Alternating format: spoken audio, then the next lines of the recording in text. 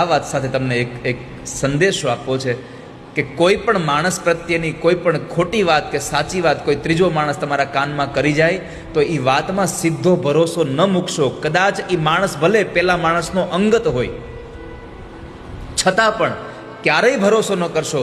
તમારી આંખ એક વાર નહીં, બે વાર નહીં, 3 વાર જોવે પછી એનો ભરોસો કરવો, અને તમારી નરી આંખે જોયા પછી પણ એક વખત વિચારવું કે આ વસ્તુ બની શકે ખરી. આપણે તો કોઈકનું સાંભળ્યું નથી અને તરત જ એને આપણે સ્વીકારી લીધું નથી.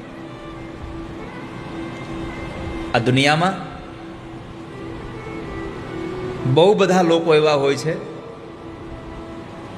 કે અમુક માણસોની પ્રગતિ જોઈ ન શકે એટલે એ ત્રીજા માણસ પાસે ન કહેવાની વાતો કહેવા જાય એને.